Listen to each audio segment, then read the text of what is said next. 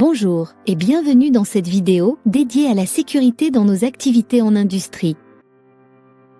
La sécurité est notre priorité et l'affaire de tous, dès son réveil sur son lieu de résidence, puis sur la route jusqu'à son lieu de travail. Tout se tient.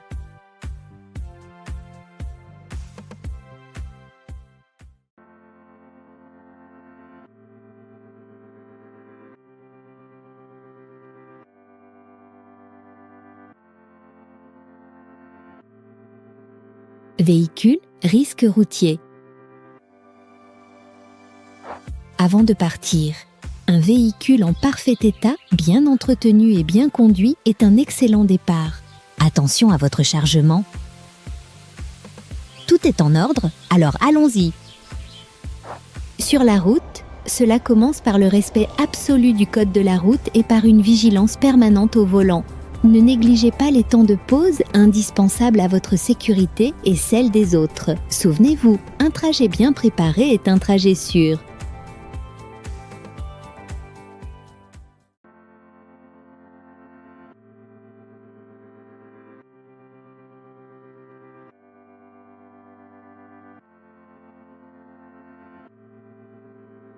Arrivez sur le site Basse-Vie.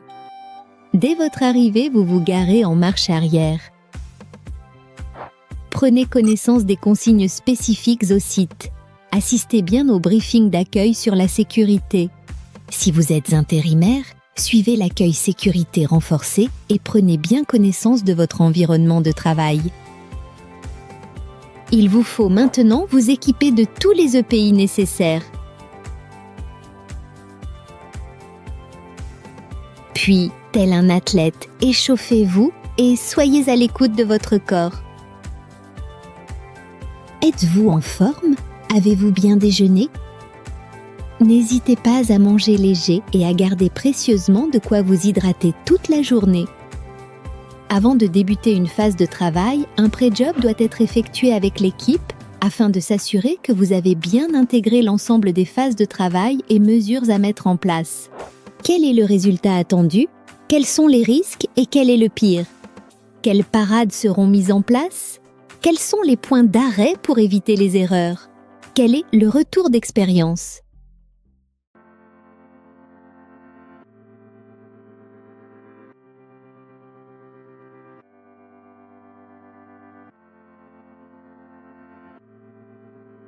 Circulation sur le chantier.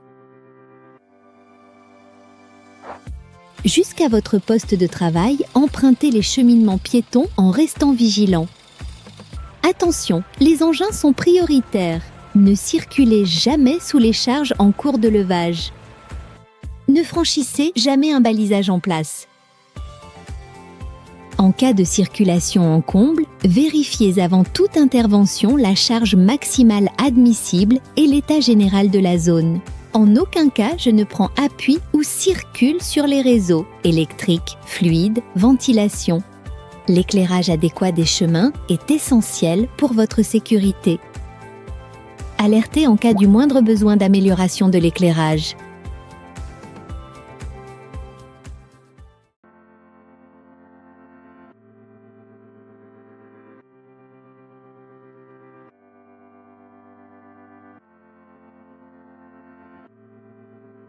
Arrivez sur votre poste de travail.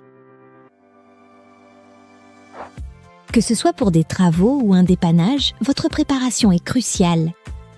Au quotidien, et même si vous connaissez les lieux, avant de démarrer votre tâche, pensez aux risques associés, en particulier pour les interventions en hauteur dans des zones encombrées en forte coactivité ou lors des phases de mise en service et essai. Marquez un temps d'arrêt et regardez à 360 degrés. L'environnement est-il sans risque pour moi et pour les autres? Est-ce le bon local? Ai-je les bons équipements, les bons outils et les bons EPI? Un point n'est pas conforme? Dites stop et informez votre responsable.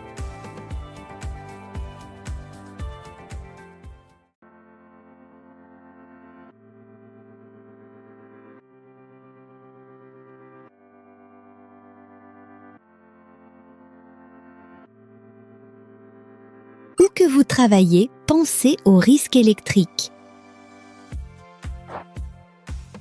Respectez le balisage et la signalisation des équipements électriques sous tension. En cas de découverte d'un câble nu, dites stop. Arrêtez votre tâche et alertez votre hiérarchie. Dans le cas d'intervention en faux plafond, portez des vêtements couvrants et exclusivement multirisques. Avant d'ouvrir une armoire ou un coffret électrique, considérez toujours qu'il ou elle est sous tension, donc équipez-vous. En cas de consignation, respectez les 5 étapes incontournables. Une VAT doit être effectuée sur chacun des conducteurs actifs pour vérifier que la consignation a bien été effectuée. Pour intervenir sur des machines ou des équipements industriels, la consignation électrique devra être complétée en fonction des situations par une consignation hydraulique, pneumatique, mécanique. Attention, lors des phases de mise en service d'équipements robotisés, il est interdit de shunter les sécurités actives.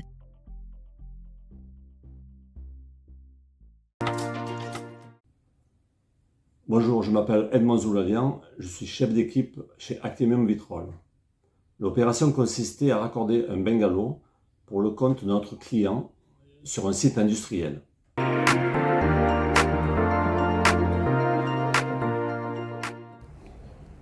Une première date d'intervention est convenue entre notre client et Actemium.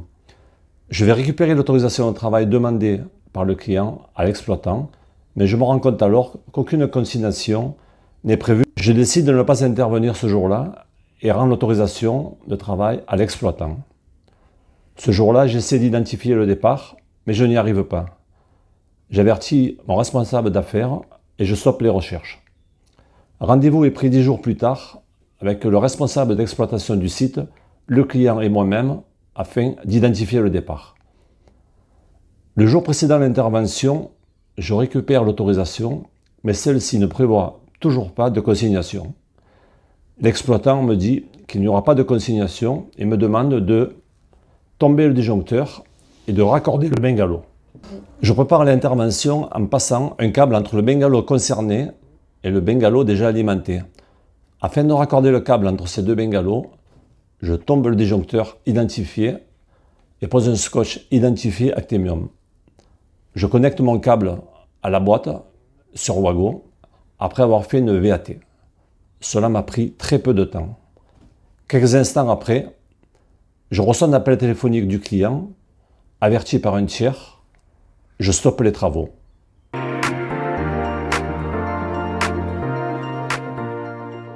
Il n'y a pas eu de blessés.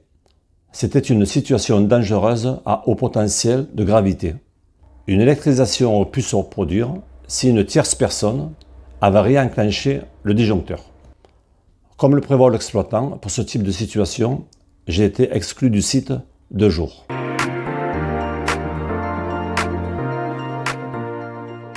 Je suis intervenu sans consignation de l'exploitant et j'ai consigné sans poser le cadenas.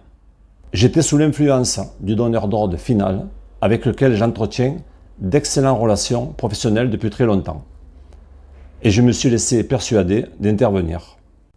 J'ai voulu bien faire pour ne pas reporter une nouvelle fois l'intervention.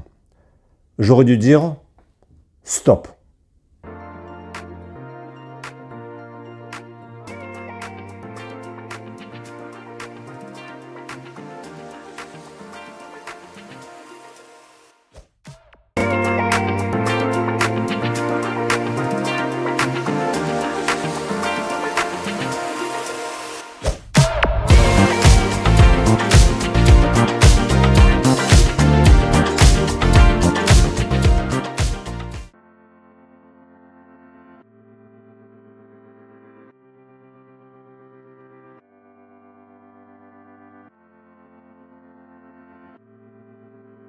Risque-auteur. Respectez les équipements de protection collective et ne les supprimez jamais pour quelque raison que ce soit.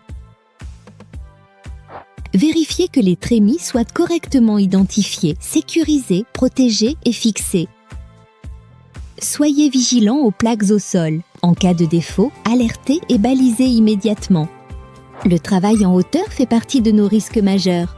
L'utilisation d'échelles ou d'escabeaux est interdite. Port du casque avec jugulaire pour toute intervention en hauteur et dès qu'il y a un risque de chute d'objet. Contrôlez l'état général de votre équipement avant de l'utiliser. Les pirles et échafaudages doivent être vérifiés avant toute utilisation. Lisez bien la notice. Contrôlez la stabilisation. En cas de doute, alertez le chef de chantier qui procédera à son contrôle ou remplacement. Pas d'utilisation des nacelles sans cassette à jour et autorisation du chef d'entreprise. Ne les utilisez que si vous êtes formé à leur prise en main aux manœuvres d'urgence. 3 fondamentaux sont à respecter lors de l'utilisation de nacelles. La présence d'une personne vigie au sol formé, le port du harnais avec longe accrochée au point d'ancrage de la nacelle et port du casque avec jugulaire, le balisage de la zone d'intervention de la nacelle.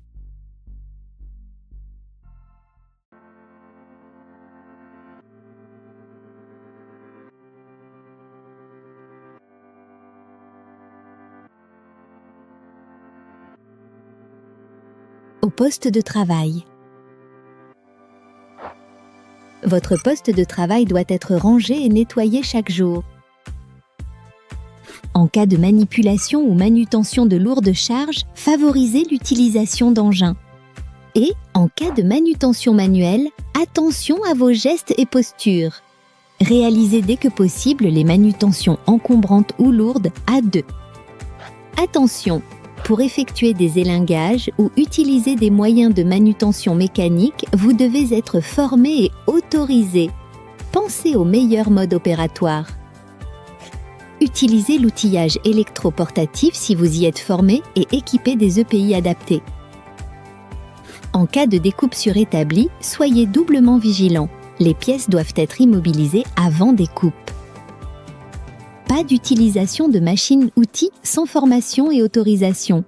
En cas de travail par point chaud, vous devez posséder un permis feu et contrôler la présence d'un extincteur adéquat à proximité. Lors de percements et soudages, protégez-vous des poussières et projections. En fin de tâche, nettoyez avec grand soin votre poste de travail.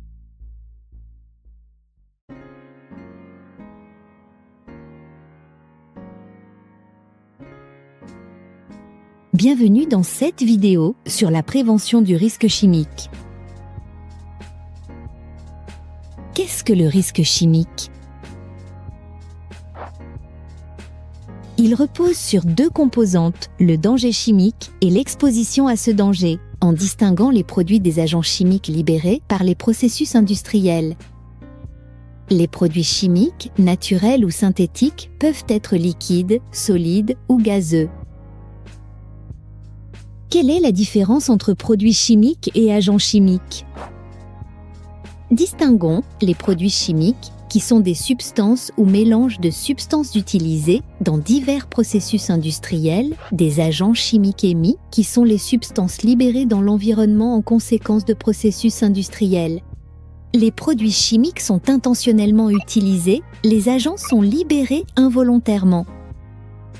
Les produits chimiques les plus courants dans nos activités sont les solvants, qui ont la capacité de dissoudre, de diluer ou d'extraire d'autres substances. Les peintures, qui sont des mélanges de pigments pouvant contenir des solvants. Les adhésifs, permettant de coller ou de fixer des matériaux ensemble. Ils peuvent être à base de solvants. Les lubrifiants, qui réduisent le frottement et l'usure entre 2 surfaces de contact. Les nettoyants utilisés pour enlever la saleté, la graisse ou d'autres types de contamination sur les surfaces. Les poussières, générées par les frottements d'autres matériaux. Les isolants, utilisés pour réduire les transferts de chaleur, de bruit ou encore d'électricité, type mousse expansive. Réglementation et enjeux en cas d'infraction. La démarche de prévention présentée ici permet de respecter la réglementation. En cas de non-conformité, l'employeur risque jusqu'à 10 000 € d'amende et 30 000 € et 1 an d'emprisonnement en cas de récidive. Les conséquences peuvent être humaines, juridiques, financières, d'image. Exposition, maladies professionnelles et accidents. Le risque chimique est la deuxième cause de maladie professionnelle. En effet, les produits pénètrent l'organisme et peuvent affecter à plus ou moins long terme plusieurs organes cibles avec des effets allant de l'anémie, l'asthme, la stérilité, jusqu'aux infections ou cancers. C'est également un risque d'accident du travail, par l'inhalation, par le contact cutané, par l'ingestion, et enfin, c'est aussi un risque d'incendie. Les produits chimiques utilisés peuvent être inhalés sous forme de vapeur de gaz ou de gouttelettes en suspension dans l'air. Dans certains cas, les produits peuvent également réagir avec l'environnement et libérer des gaz toxiques. Un contact du produit avec la peau peut exposer à des brûlures ou fortes réactions. À moins de confondre une bouteille sans étiquette avec de l'eau, les risques d'ingérer accidentellement un produit sont très faibles.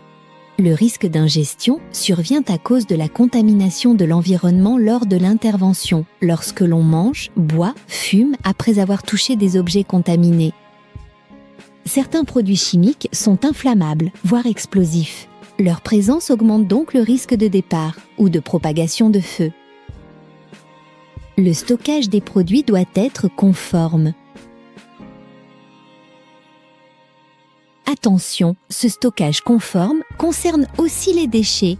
Un bidon en attente d'évacuation contient encore du produit, il est tout aussi à risque que lorsqu'il était dans l'armoire du magasin.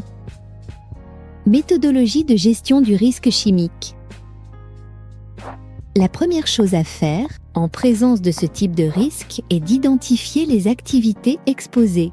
Après avoir effectué un inventaire des produits présents, il faut supprimer un maximum de produits dangereux. Comment ?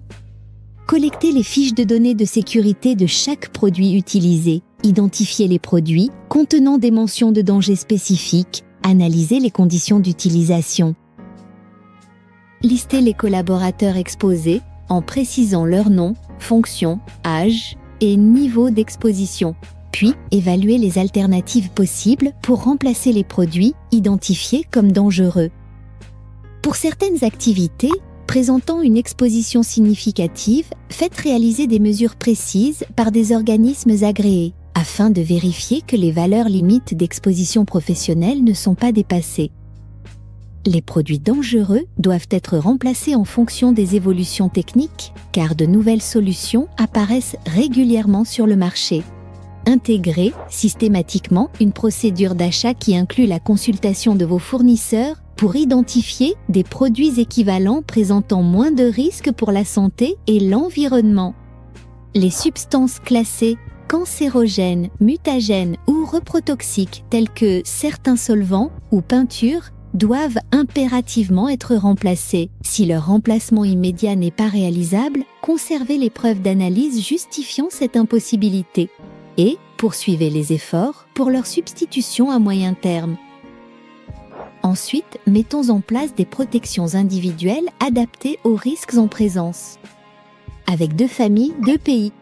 Les protections au risque cutané. Les protections au risque d'inhalation. Différents types de masques existent. Cela va du simple FFP2 jetable jusqu'au masque intégral à cartouche et ventilation assistée. Sur certaines interventions, il faut fournir des EPI très spécifiques. Attention, les catégories de pays doivent être adaptées aux produits manipulés. Vous pouvez retrouver dans le paragraphe 8 de la FDS les EPI à porter et la catégorie à choisir. Les EPI doivent être contrôlés avant chaque usage et pour certains, le travailleur doit être formé et apte médicalement. Et enfin, donnons les bonnes instructions. Pour cela, il faut former et informer les salariés afin qu'ils connaissent les risques et les mesures de prévention à appliquer liées aux produits auxquels ils peuvent être exposés. Attention, certains produits chimiques nécessitent plus qu'une sensibilisation, une formation dédiée doit être prodiguée. Ce travail de prévention ne sera achevé qu'une fois l'évacuation de tous les déchets chimiques mis en place, et ce, conformément aux préconisations de la FDS. Attention, les bidons peuvent encore contenir du produit. Prévoyez des bacs de rétention, comme dans votre local de stockage. Tous les produits comportant un pictogramme de danger doivent être traités par des organismes agréés. En cas d'utilisation d'un produit, analysez toujours le risque et assurez-vous d'appliquer les moyens de prévention associés. Si vous avez un doute, dites stop. Alertez votre hiérarchie et assurez-vous d'avoir tous les moyens nécessaires avant de reprendre le travail.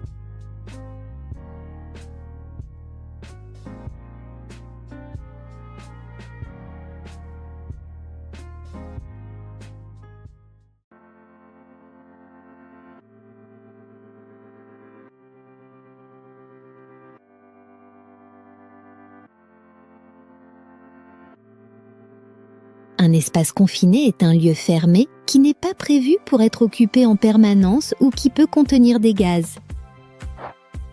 La règle est simple, je n'y rentre pas sans, à minima, un détecteur 4 gaz et en respectant un mode opératoire bien précis validé par le client. Vigie, extraction d'air.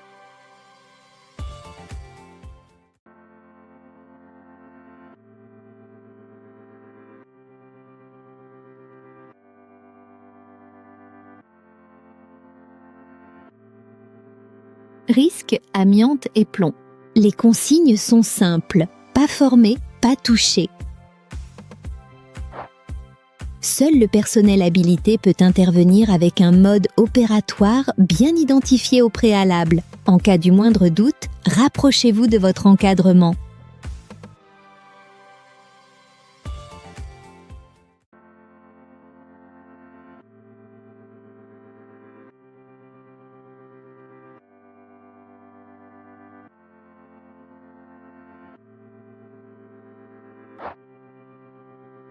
Et voilà, la journée se termine et se termine bien si vous avez respecté l'ensemble de ces règles. Il faut penser au repli de chantier. Libérez une zone propre, nettoyée et libre de tout stockage. Vous pouvez maintenant regagner la base vie en étant toujours équipé. Débriefez avec votre responsable. N'oubliez pas, la sécurité est notre priorité et l'affaire de tous. Alors, respectez scrupuleusement le code de la route pour rejoindre votre lieu de résidence.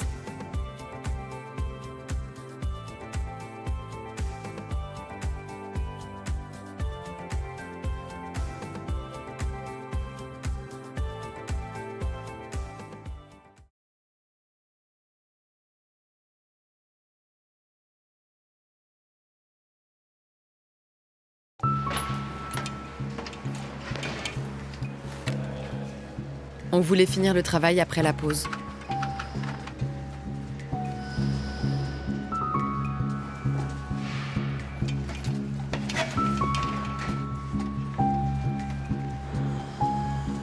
Mais en notre absence, le garde-corps a été enlevé pour une livraison.